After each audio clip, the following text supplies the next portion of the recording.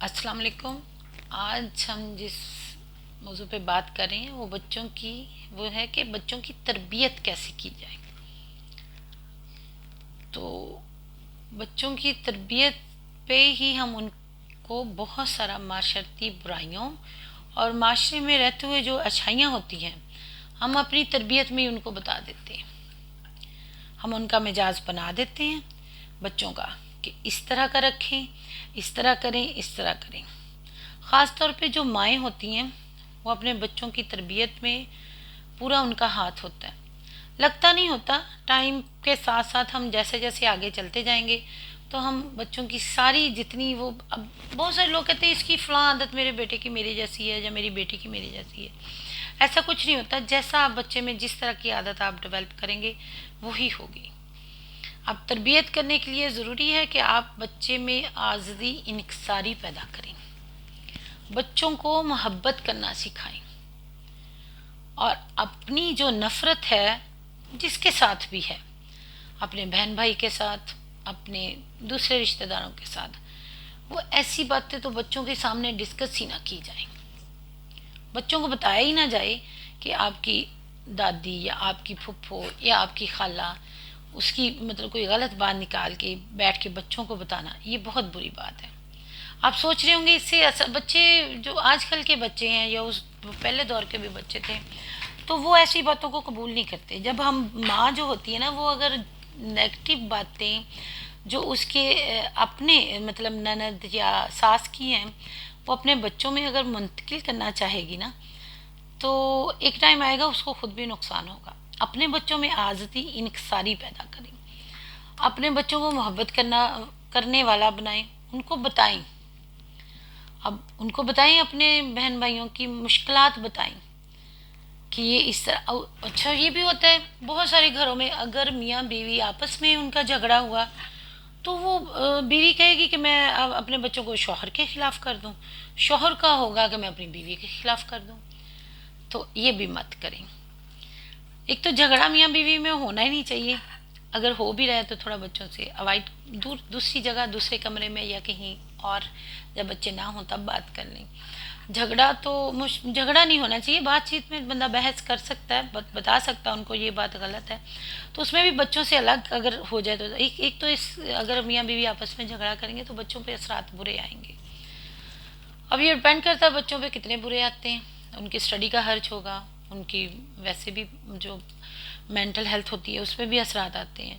तो अच्छा खुशगवार माहौल रखें, घरों में थोड़ी छोटी छोटी खुशियों पे खुश होना सीखें। कोई वालिद है अगर बहुत ज़्यादा सख्त तबीयत का है तो उसको अपने बच्चों के साथ नरमी से बात करनी चाहिए।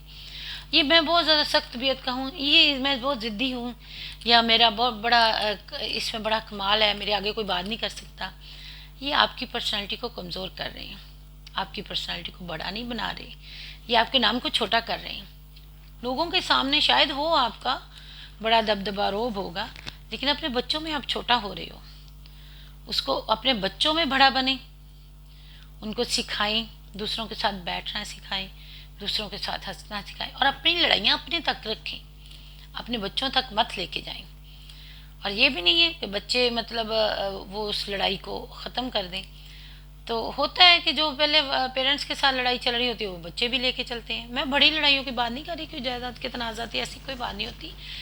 डिफरेंट डिफरेंट ख़ानदान में मुख्तलिफ किस्म की चीज़ें चलती रहती हैं। हर हर फैमिली में एक अलग इशू होता है। किसी के पैसे की लड़ाई, कहीं पे इख्तियारात की लड़ाई, दो देवरानी जेठानियों की लड़ाई, जेलसी, हसद, यही नहीं ख़त्म हो रहा। और हम अपने बच्चों में खुद ब खुद ही वो डालते जा रहे हैं। बच्चों के सामने किसी दूसरे के घर की बात करते हैं, उनके बच्चों की बात करते हैं, उनके बच्चों की जो तरक्की होती है या जो कोई अच्छा काम होता है वो जा रहे हैं, स्टडी में अच्छे हैं, तो उसको हम नीचा दिखाने के लिए उल्टी सीधी मनगढ़ंत स्टोरियाँ बनाते हैं, बताते हैं। तो ये आप पे ये बुरी आएगी। बच्चों की तरबियत में माँ का ज़्यादा हाथ होता है। माँ का लहजा, माँ की बात, माँ का अंदाज, सब कुछ बेटे बेटियों में आता है, क्योंकि ज़्यादा टाइम स्पेंड जो ना वो माँ के साथ होता है।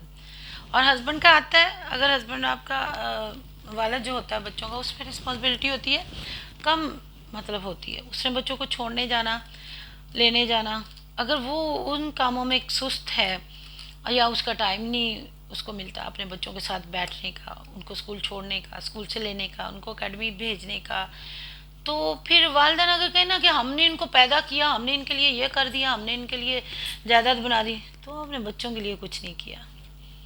उनको खुद स्कूल छोड़ के आई, स्कूल से ले के आई, उनको थोड़ा साथ बैठ के उनके साथ खाना खाएं। एक एक दिन में एक खाना ऐसा हो जो सब मिल के खाएं।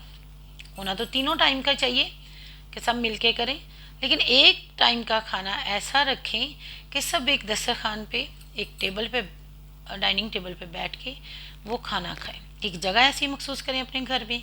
अब इसमें ये नहीं होता कि कोई पैसे वाला हो तो वो एकदम दस्तरखान भी होता है, दस्तरखान में आप बैठे, एक तो ये सुन्नत होती है, बंदा इकट्ठे होकर खाना खाए, खाने में बरकत आती है और हमें एक दूसरे के मामलात का पता चलता है, हमें एक दूसरे की तकलीफ़ों का पता चलता है, हम उससे जानते हैं। वो टाइम जो आधा घंटा घंटा हम दस्तरखान पे बैठते हैं, उससे हम एक दूसरे के साथ बहुत सारी चीज़ें शेयर कर लेते हैं, हम दुख सुख शेयर कर लेते हैं। अब बहुत सारे लोग जो मेरी एज के आप में होंगे जिनके घरों में खुद एक दस्तरखान पे बैठ के खाना नहीं खाते थे, वो उस तरह के बहन भाई नहीं होंगे आजकल।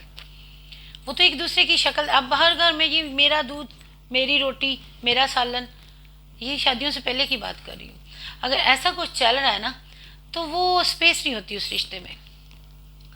एक जगह रखेंगे, सबका दूध एक जगह आ रहा है और वो उधर से ही सबको मिल रहा है, जितना हिस्सा मिल रहा है, तो वो उसके और असरात होंगे। अगर कोई भाई काम कर रहा है, उसके लिए अलग से दूध आ रहा है, उसके लिए एक अलग से ज़्यादा सालन निकाला जाता है, उसको ज़्यादा बोटियाँ दी जाती हैं, तो ये करती तो ये माँ ही है ना। अगर माँ बैठी है तो माँ ही करेगी, तो ये ना, एक तो नाइंसाफ़ी होती है ये। अच्छा वो काम कर रहा है तो आप उसको ज़्यादा दूध दें, उसको कोई बाहर से पी ले। अगर वो 5-6 बहन भाइयों में एक भाई को आप ज़्यादा तवज्जो देते हैं तो बाकियों पे असरात अच्छे नहीं आएंगे। वो जो होती ना अंदर से एक आदत निकलती, मेरी मेरी मेरी, हर चीज़ मेरी, वो चीज़ मेरी, वो भाई फिर बर्दाश्त भी नहीं करता। आगे चल के जब अपने अपने घरों में सेपरेट हो जाते हैं तो उस भाई में बर्दाश्त नहीं होती इतनी कि मेरा दूसरा भाई छोटा है, वो उसके घर में अच्छी चीज़ बन रही है या अच्छी चीज़ वो कर रहा है या उसके बच्चे अच्छा काम, तो उस पर ही वो उसको हसद होगा, क्योंकि कभी मिल बैठ के खाया नहीं, कभी एक जगह बिठाया नहीं उनको, कभी अपने हिस्से का सालन आपने किसी दूसरे को नहीं दिया, कभी आपने अपने हिस्से का दूध किसी दूसरे भाई को नहीं दिया, तो वो चीज़ आहिस्ता आहिस्ता आप में आएगी। और मेरे बहुत सारे बहन भाई जो मेरी एज के हैं, मैं नहीं कहती, मुझे पता, उनको उन सोचें कि उनकी अगर वालदा ने वैसा किया हुआ है तो उनके असरात डिफरेंट आएंगे, और अगर वैसे वो इकट्ठा बैठ के नहीं एक जगह खा सके तो वो भाई, उन बहन भाइयों के तल्लकात एक और तरह के होते हैं। जो इकट्ठे एक जगह रहते हैं तो वो उनमें कुछ ना कुछ लिहाज होता है, वो उस तरह से बात को नहीं करते। और हमने अपने बच्चों को एक ऐसा माशरा दे के जाना, जो हमने ही डेवलप करना है, हमने एक ऐसा माशरा दे के जाना है जिससे वो एक अच्छी, आगे जो उनकी नस्ल होगी वो एक अच्छी बन के निकले। और आहिस्ता आहिस्ता अगर हम ये सोचें हमारे करने से क्या होगा, तो नहीं, ये चेन की तरह चीज़ें होती हैं।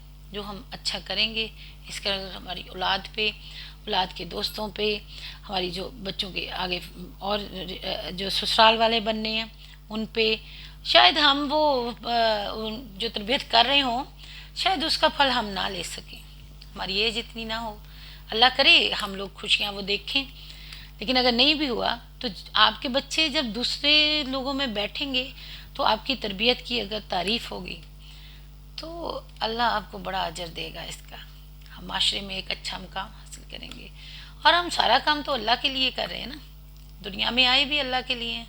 तो यहाँ अगर अपने बच्चों को हम सही रास्ता पे लगा के चले जाएं तो इससे ज़्यादा अच्छी बात क्या होगी। तो अजर का ध्यान रखें, आखिरत पे नज़र रखें, तब बच्चों की तरबियत करें, और इंशाल्लाह इसमें आपकी बेहतरी ही बेहतरी होगी।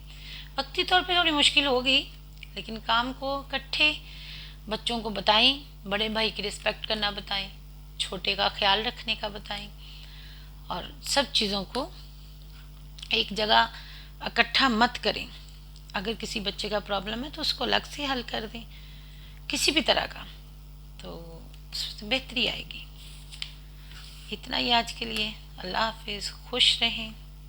बाकी अपने साथ वालों को भी खुश रखें, जो आपके जानने वाले हैं, आपके रिलेटिव। आपकी बात करने से अगर किसी का प्रॉब्लम हल होता है तो ज़रूर करें, आपके बोलने से अगर किसी का प्रॉब्लम हल होता है तो ज़रूर करें।